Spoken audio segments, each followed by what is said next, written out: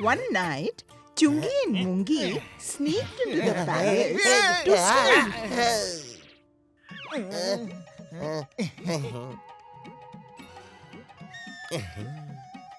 Tungi, today we will strike big. But how can we strike big with our small hands? I'll show you.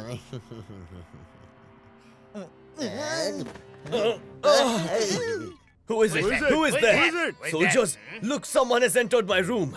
How dare you steal from the prince's room? Stealing? What stealing? We came here to tell the prince a story, didn't we, Chungi?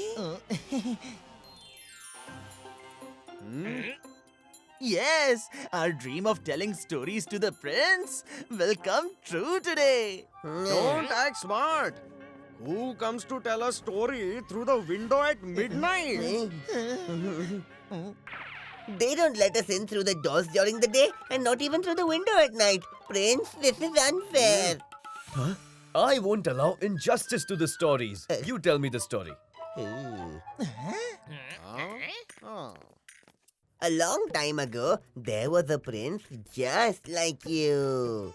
The Prince of Vijayanagar was so obsessed with listening to stories that he was always ready to listen anywhere, anytime. Oh wow, what a wonderful story it was. I can't figure out what reward to give you at this hour. Can you give us this necklace, Prince? Why just this necklace? You can take whatever you want from here.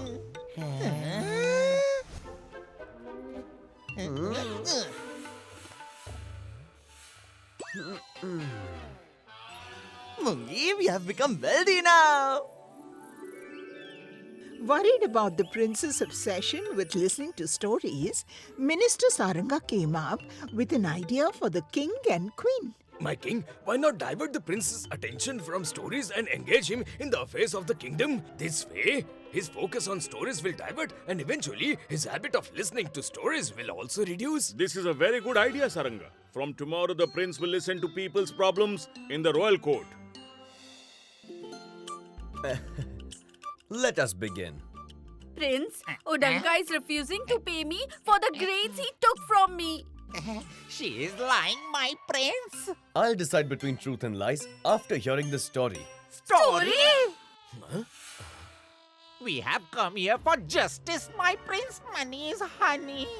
Put them in jail right away.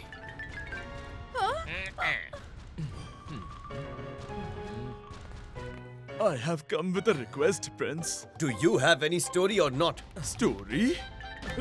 But Prince, we we haven't done anything wrong. The prince did not come to listen to his people, but to hear the stories. Saranga's plan not only failed, but also brought new troubles.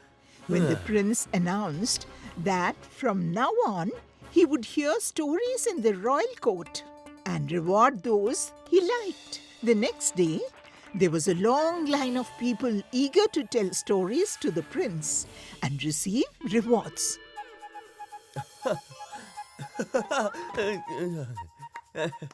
While some were sharing magical tales to claim their rewards, some were narrating spooky stories.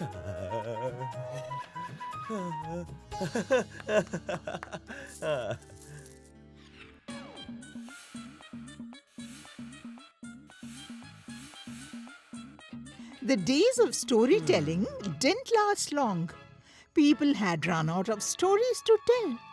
That's when they started presenting old stories in new ways. You have told me this story before. Soldiers, put him in jail. I have heard this story as well. Soldiers, why is everyone repeating old stories?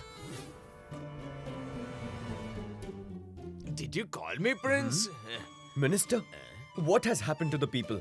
They're either telling me stories I've already heard or sharing some short stories. I want to hear a long story, one that lasts for months. Whoever tells me such a story, I'll grant them half my kingdom. Announce this in the kingdom. Rewarding people in exchange for a story seemed reasonable enough. But offering half the kingdom for a story was too much. Saranga had made up his mind to teach the prince a lesson.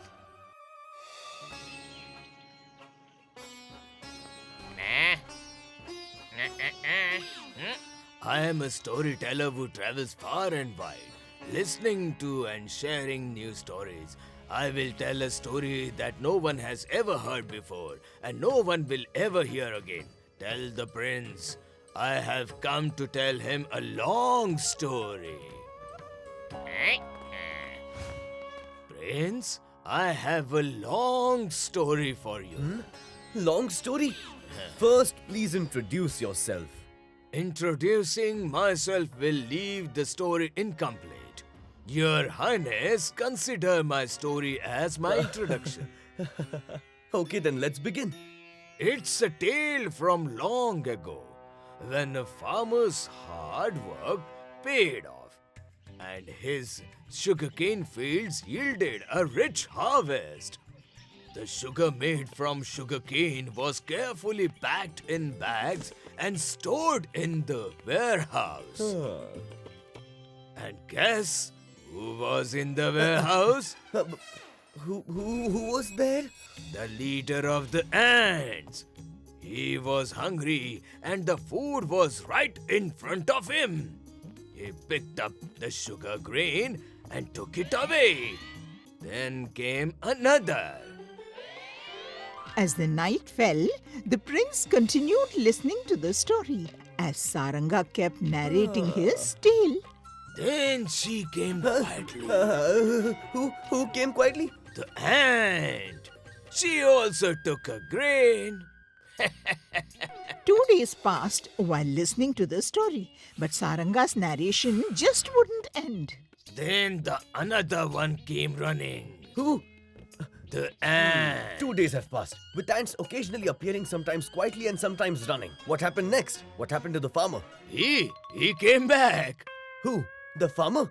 No, the leader of the ants who took the first grain. Will he take another grain? Yes, that's what ants do. All right, stop your story now. I don't want to listen to your story anymore. As you wish, Prince, but my story isn't finished yet. And since you're the one backing off from listening, it means I have fulfilled your condition. So, you will have to give me half of the kingdom. The prince had no idea that his obsession with listening to stories would cost him so much that he would lose half his kingdom. But the promise he had made had to be kept.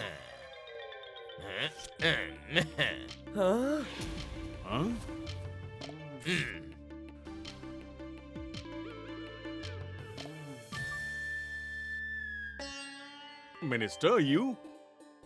Minister, did you do this to get half of the kingdom?